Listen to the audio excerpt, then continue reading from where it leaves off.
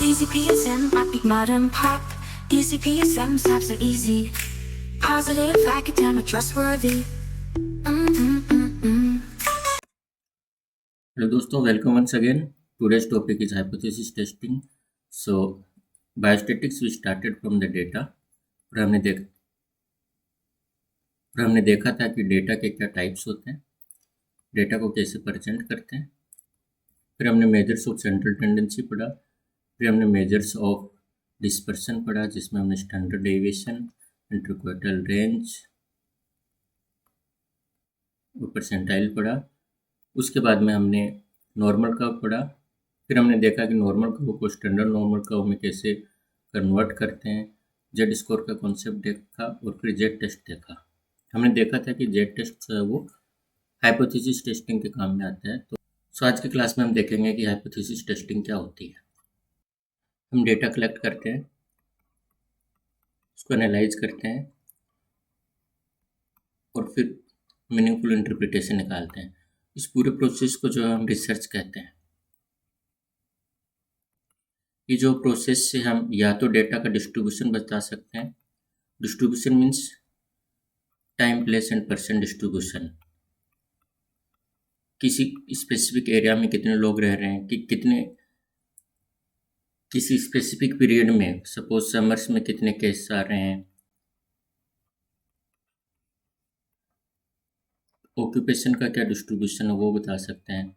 तो जब भी हम डिस्ट्रीब्यूशन बताते हैं then it is descriptive statistics. ये जो पूरा डेटा कलेक्शन से लेकर इंटरप्रिटेशन तक का प्रोसेस है, इसका दूसरा यूज होता है कि हम कोई भी दो पॉपुलेशन या दो ट्रीटमेंट या दो ड्रग्स को कंपेयर कर सकते हैं.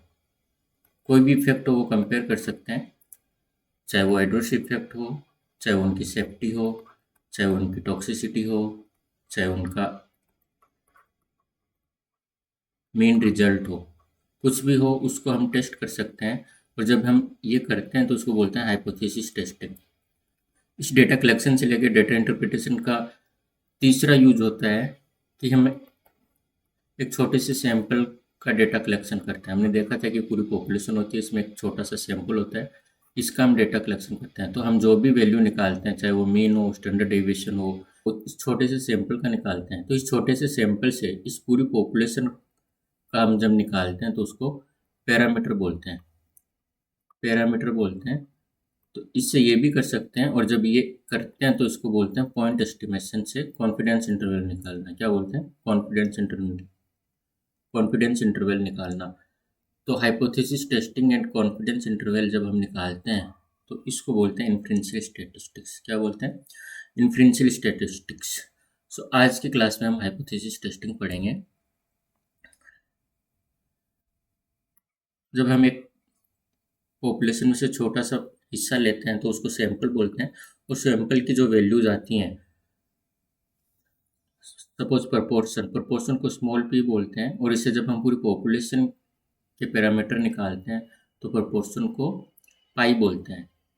एक्स बार सैंपल का मीन होता है, पॉपुलेशन का मीन म्यू होता है, स्टैंडर्ड डेविएशन स्मॉल एस होता है सैंपल के लिए, पॉपुलेशन के लिए सिग्मा होता है, कोरिलेशन स्मॉल आर होता है सैंपल के लिए, पॉपुलेशन के लिए रो होता है.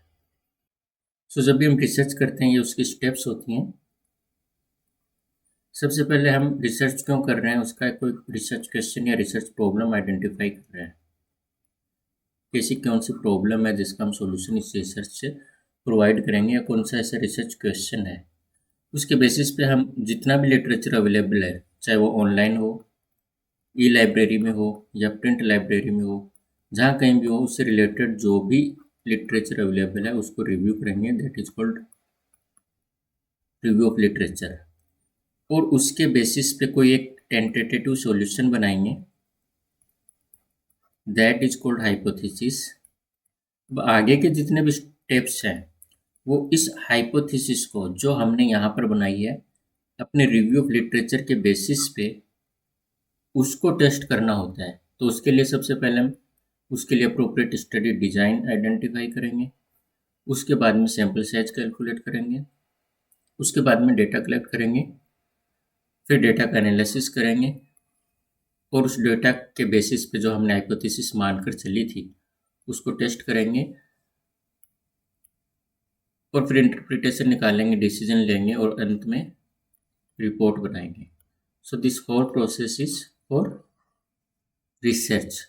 और इसमें हम देख रहे हैं कि ज़्यादातर स्टेप्स जो हो हाइपोथेसिस बनाने और उसको टेस्ट करने के अराउंड है। So today's lecture is for hypothesis testing. पढ़ने से पहले हमने सबसे पहले क्लास में पढ़ा था कि वेरिएबल जो है वो दो टाइप के होते हैं, dependent variable and independent variable. Dependent variable वो होता है जो डिपेंड करता है या जो आउटकम होता है, और इंडिपेंडेंट वेरिएबल होता है जिस पर डिपेंडेंट वेरिएबल डिपेंड करता है, या फिर हम इसको बोलते हैं कि ये कोज होता है।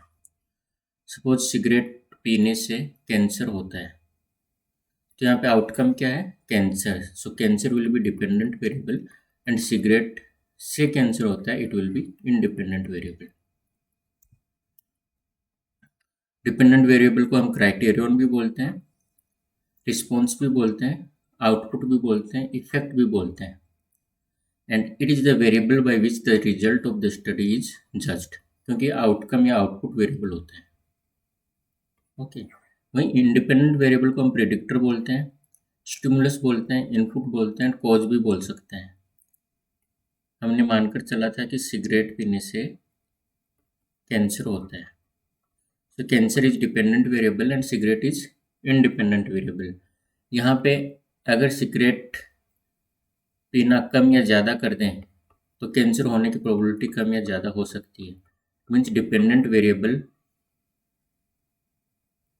इंडिपेंडेंट वेरिएबल पर डिपेंड करता है और इंडिपेंडेंट वेरिएबल को मैनिपुलेट और ऑल्टर करने पर आउटकम इफेक्ट होता है। तो इंडिपेंडेंट वेरिएबल को मैनिपुलेटेड और ऑल्टर्ड वेरिएबल भी बोलते हैं। What it? यहाँ पे एक एग्जांपल दिया हुआ है सिंपल सा कि अटेंडेंस और मार्क्स दिए हुए हैं। तो इसमें डिपेंडेंट वेरिएबल कौन सा है? मार्क्स। और independent variable attendance.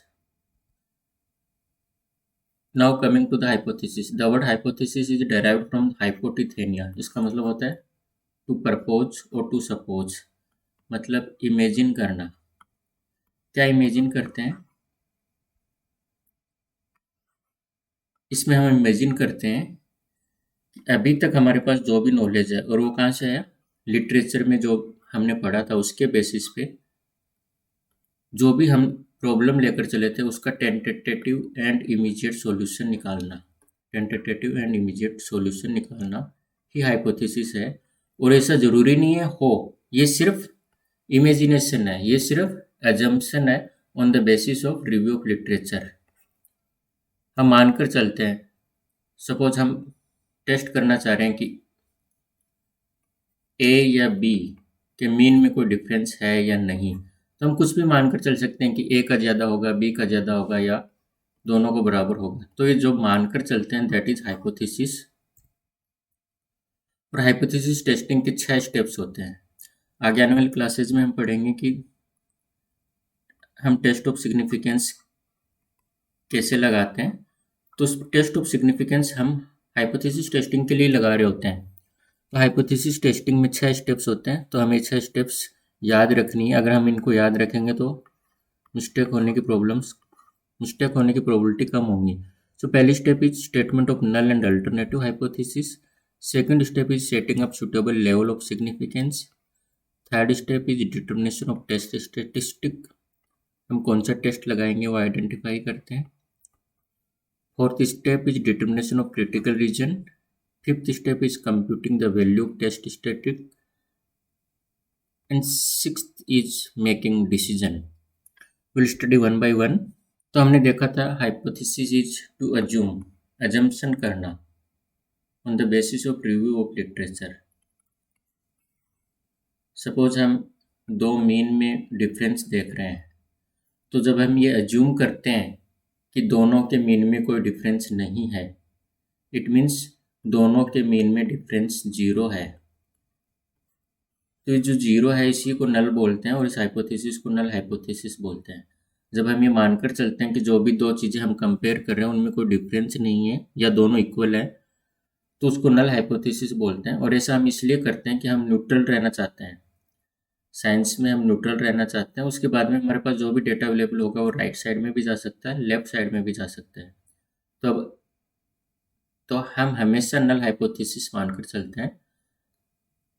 Suppose main and women के बीपी में कोई डिफरेंस नहीं है, it means difference is zero, so it is null hypothesis. Similar example is no difference in the academic state of mother and low birth weight of the child. सो हम मानकर चले कि जब डिफरेंस नहीं हो उसको नल हाइपोथेसिस कहते हैं, और नल हाइपोथेसिस को एच नोट से डिनोट करते हैं।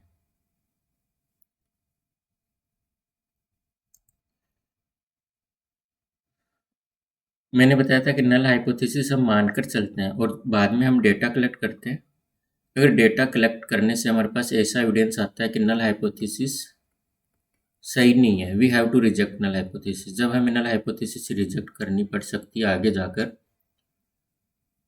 तो दोस्तों हम रिजेक्शन उस कंडीशन में करते हैं जब हमारे पास कुछ अल्टरनेटिव हो। हमारे पास अगर कुछ अल्टरनेटिव नहीं है तो रिजेक्शन करके क्या करेंगे? तो हमें नल हाइपोथेसिस के साथ साथ एक अल्टरनेटिव हाइपोथेसिस भी अज्यूम करनी होती है, दैट इज एच ए। और ये अल्टरनेटिव हाइपोथेसिस होती है कि दोनों के मीन में डिफरेंस है, मीन्स दोनों का मीन बराबर नहीं है।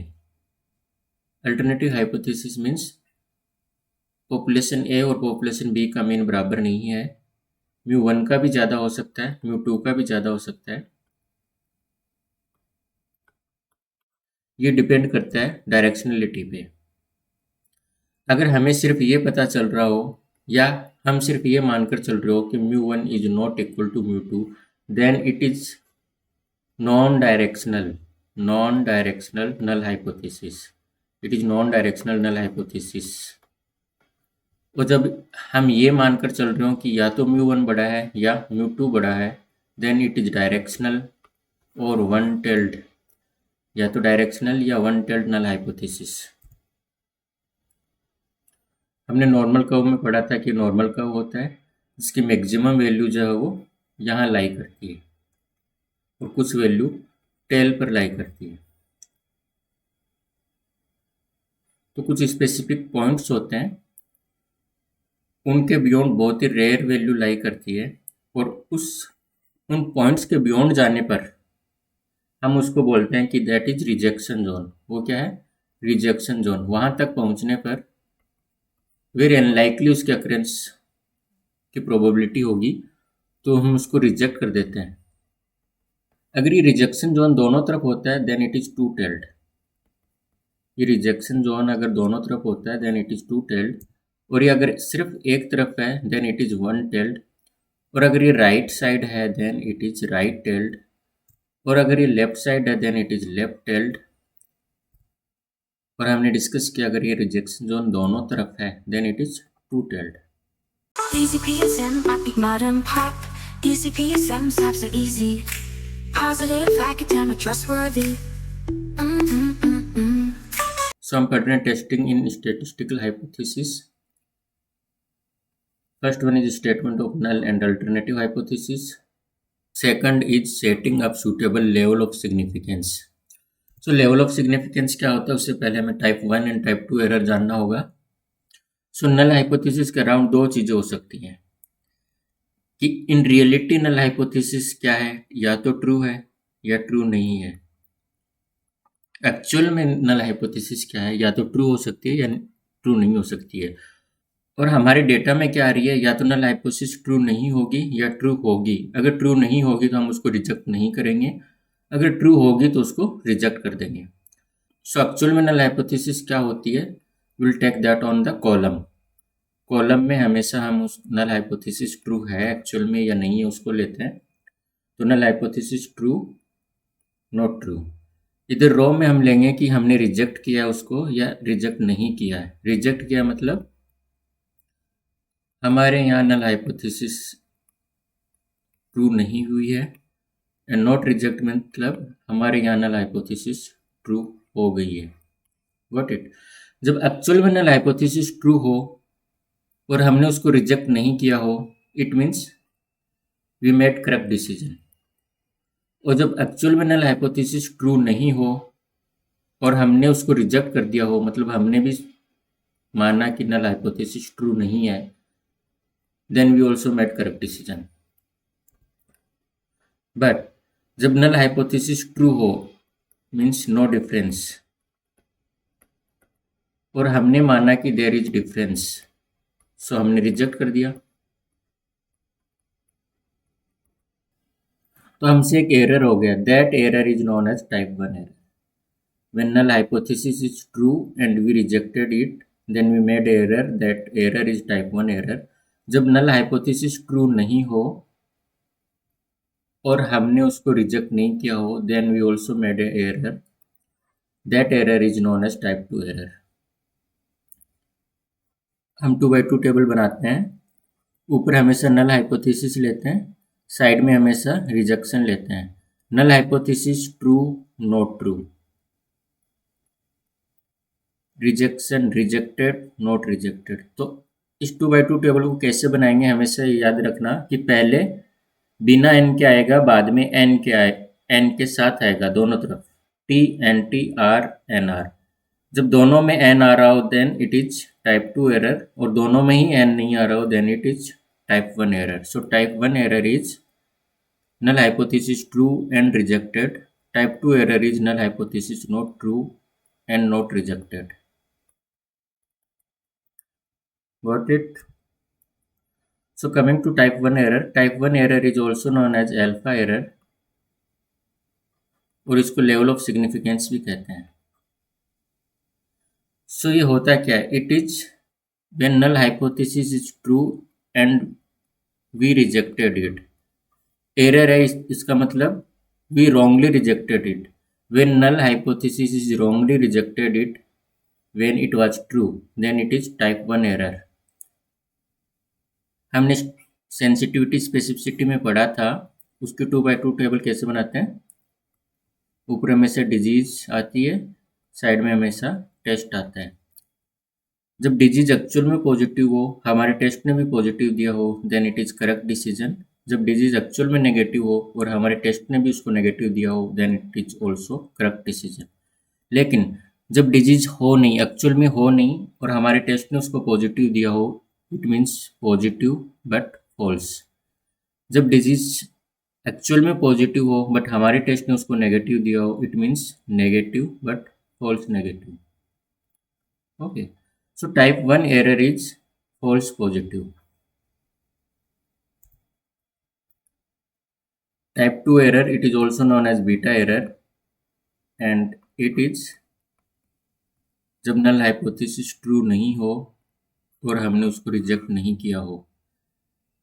Okay, so null hypothesis wrongly not rejected, null hypothesis not rejected but wrongly when it was not true. Okay, और हमने सेंसिटिविटी स्पेसिफिसिटी के टर्म में देखा था, it is false negative, it is false negative.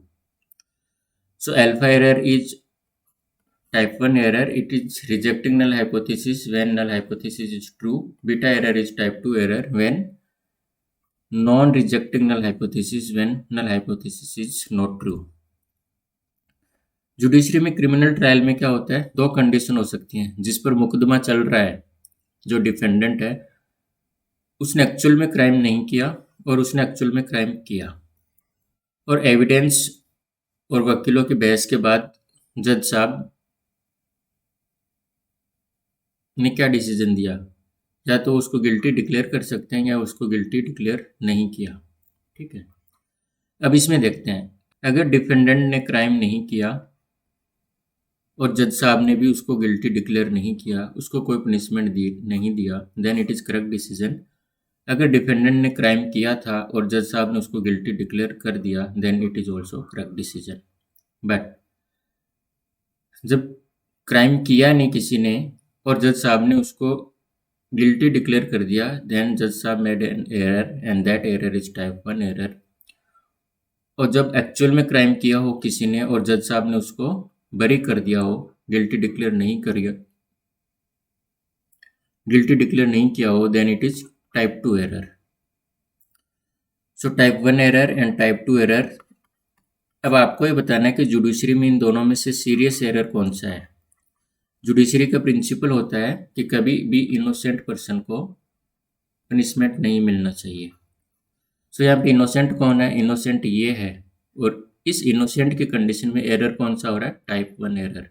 So type 1 error is more serious than type 2 error in judiciary. Whereas in medical sciences type 1 and type 2 में से serious error कौन सा होगा?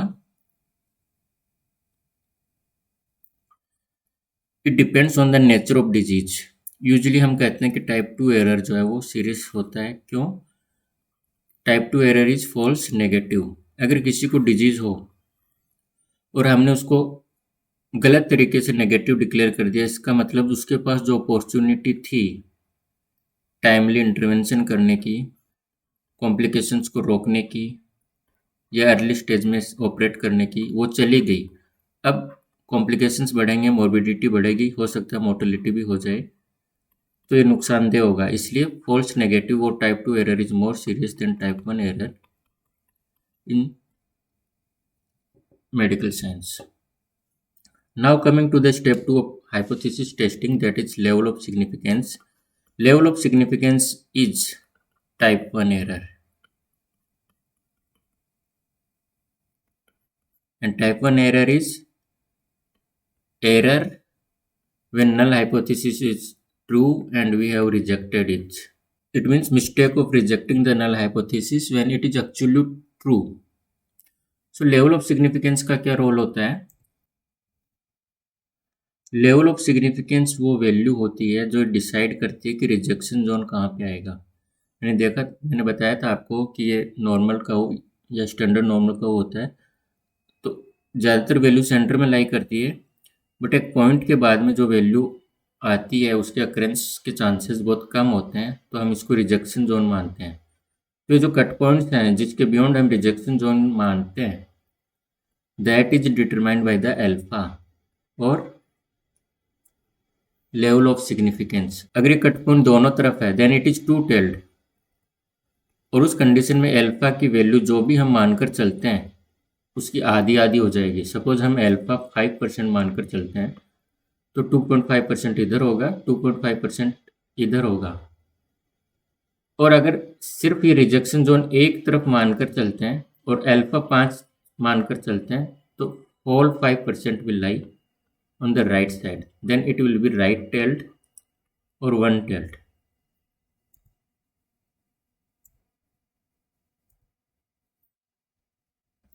Now coming to the power, हमने देखा था कि when null hypothesis is not true and not rejected, it is type 2 error.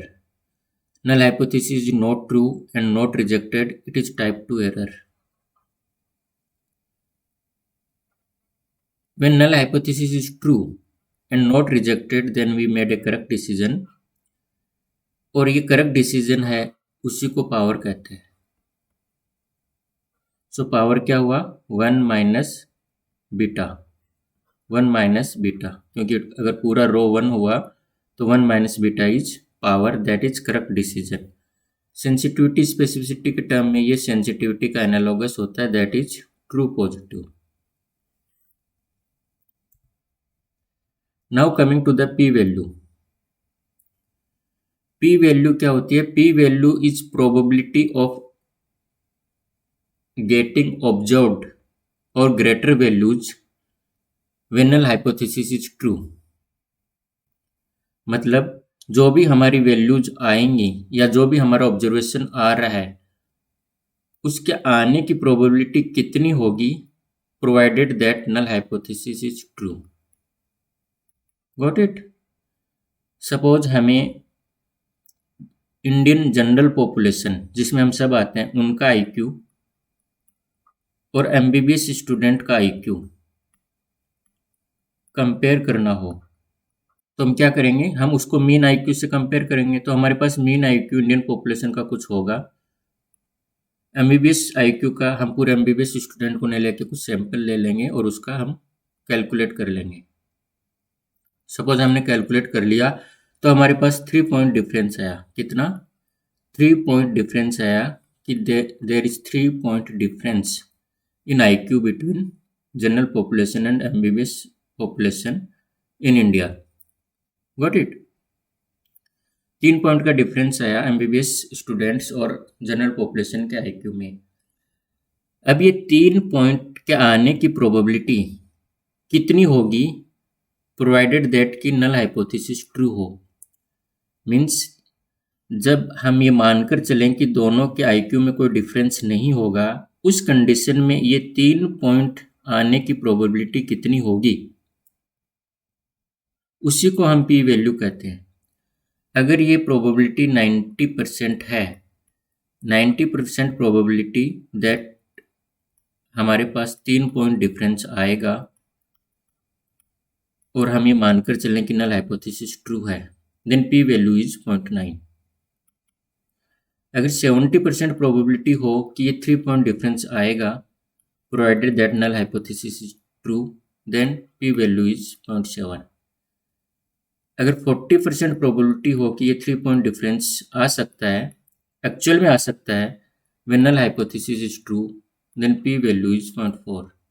अगर 5% प्रोबेबिलिटी हो कि 3 पॉइंट या ग्रेटर डिफरेंस आ सकता है, when null hypothesis is true, then p value is 0.05। Got it? सो हमने देखा कि जो जो p वैल्यू कम होती जाती है तो हमारी जो ऑब्जर्व वैल्यू है उसके आने की प्रोबेबिलिटी कम होती जाती है। तो p वैल्यू जब आएगी तो ऑब्जर्व वैल्यू के आने की प्रोबेबिलिटी कम होती जाती है। इट मीन्स p वैल्यू वो सरप्राइज स्कोर है, p वैल्यू वो सरप्राइज स्कोर है जो जितना कम होगा उतना ही ऑब्जर्व वैल्यूज आने की संभावनाएं कम होंगी, उतना ही ऑब्जर्व वैल्यू आने की संभावनाएं कम होंगी, या फिर हम कह सकते हैं कि सरप्राइजिंग होंगी। क्या होंगी? सरप्राइजिंग। कम होंगी तो इसका मतलब सरप्राइजिंग होंगी। ठीक है, तो पी वैल्यू जो जो कम होता जाता है, ऑब्जर्व वैल्यूज आने की संभावनाएं कम होती जाती हैं provided that null hypothesis is true. या फिर हम ऐसे भी बोल सकते हैं कि जो जो पी वैल्यू कम होती जाती है, नल हाइपोथेसिस के ट्रू होने की संभावनाएं कम होती जाती हैं। Got it? जो पी वैल्यू कम होती जाती है, हमने यहाँ देखा, त्यों तो नल हाइपोथेसिस के ट्रू होने की संभावनाएं कम होती जाती है।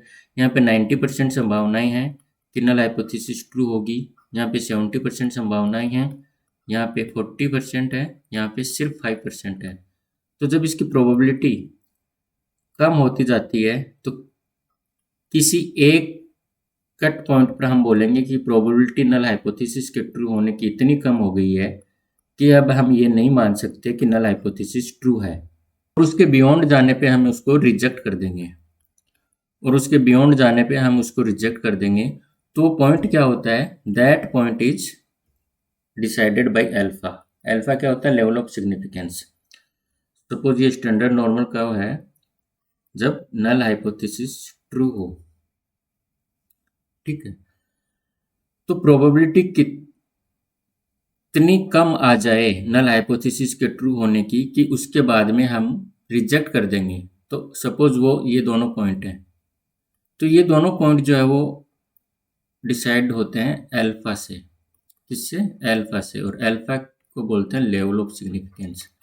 सो पी वैल्यू अगर अल्फा से कम आए then we will reject null hypothesis, और इन दैट कंडीशन हमारा जो भी डिफरेंस है, सपोज IQ में 3 पॉइंट डिफरेंस आया था, ये डिफरेंस स्टेटिस्टिकली सिग्निफिकेंट होगा। इट मीन्स ये बाई चांस नहीं आया है, स्टेटिस्टिकली सिग्निफिकेंट है। Got it? जब पी वैल्यू अल्फा से कम आ जाएगी तो हम नल हाइपोथेसिस को रिजेक्ट कर देंगे और हम कहेंगे कि जो भी हमारा रिजल्ट आया है दैट इज स्टेटिस्टिकली सिग्निफिकेंट।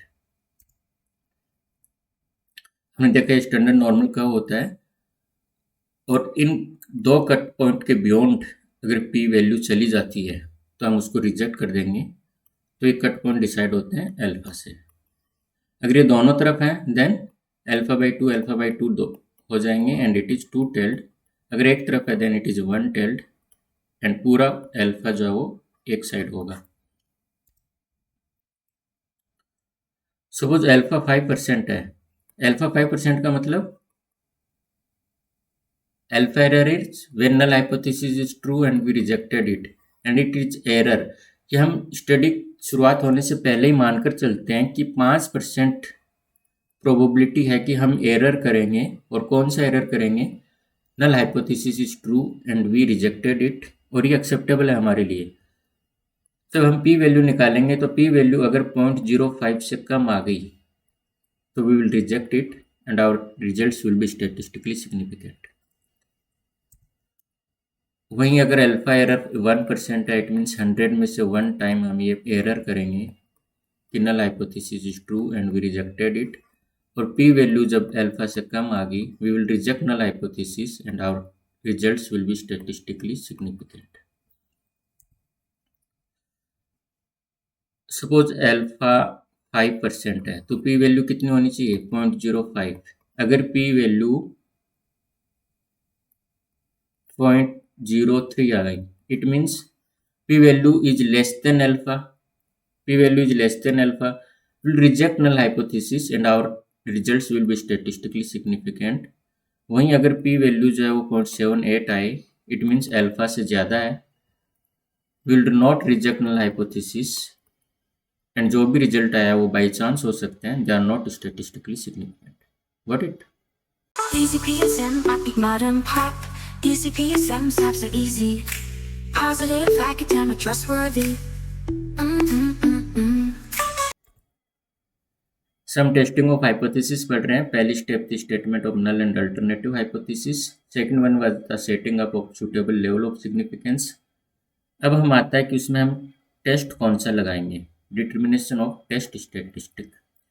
तो टेस्ट कौन सा लगाएंगे डिपेंड करता है कि हमारे डेटा का टाइप क्या है, क्वालिटेटिव डेटा है या क्वांटिटेटिव डेटा है। अगर क्वालिटेटिव डेटा है तो नॉर्मली डिस्ट्रीब्यूटेड है या नॉर्मली डिस्ट्रीब्यूटेड नहीं है। और तीसरा हमारा ऑब्जेक्टिव क्या है, हमें देखना क्या है, हमें प्रिडिक्शन देखना है, रिलेशनशिप देखना है, एसोसिएशन देखना है। तो इन तीनों के बेसिस पे हम टेस्ट सेलेक्ट करते हैं, इसको बोलते हैं टेस्ट ऑफ सिग्निफिकेंस। कोई भी एक टेस्ट लगा सकते हैं, जेड टेस्ट लगा सकते हैं, टी टेस्ट लगा सकते हैं, काई स्क्वायर टेस्ट लगा सकते हैं, एनोवा लगा सकते हैं। जेड टेस्ट हमने पढ़ लिया है, ये आगे आने वाली क्लासेज में हम पढ़ेंगे। तो सपोज हमने जेड टेस्ट को चूज किया तो हमारा टेस्ट स्टैटिक हो जाएगा जेड। सो पहला स्टेप था statement of null and alternative hypothesis. Second one was suitable level of significance, that is alpha. Third one was test कौन सा लगाएंगे, ये चूज करते हैं, और हमने चूज कर लिया कि हम जेड टेस्ट लगाएंगे। अब चौथा होता है कि ये जो अल्फा हमने सिलेक्ट किया है और जो टेस्ट सिलेक्ट किया है उसकी उस गिवन अल्फा पे, उस टेस्ट की उस गिवन अल्फा पे कितनी वैल्यू होगी, that value is known as critical value. Critical value suppose ये स्टैंडर्ड नॉर्मल डिस्ट्रीब्यूशन है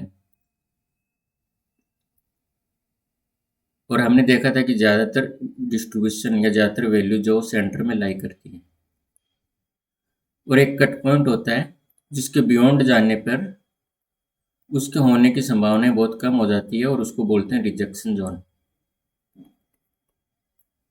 और ये डिसाइड होता है अल्फा से, और अगर ये दोनों तरफ है तो it is alpha by 2, alpha by 2।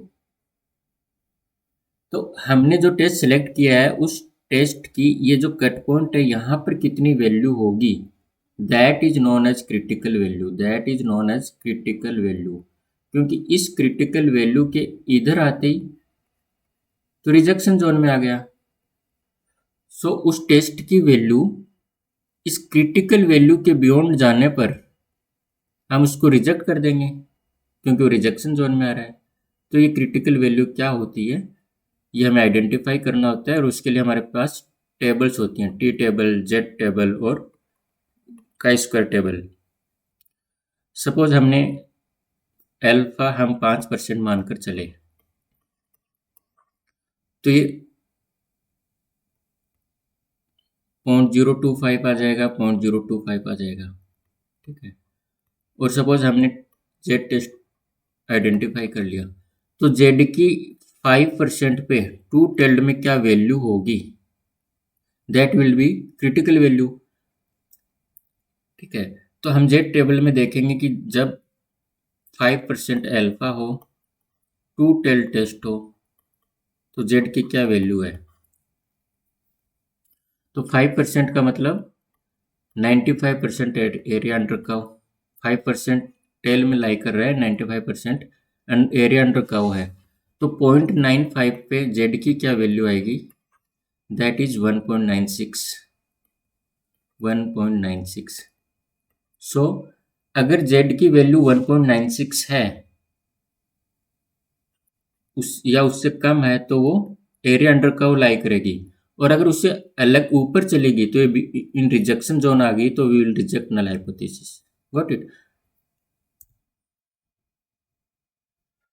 तो हमने देखा कि अगर अल्फा 5% है और जेड टेस्ट 2 टेल्ड है, तो जो क्रिटिकल वैल्यू है जहाँ से हम रिजेक्शन करेंगे दैट विल बी 1.96, और अगर ये 1 टेल्ड है तो इट विल बी 1.64।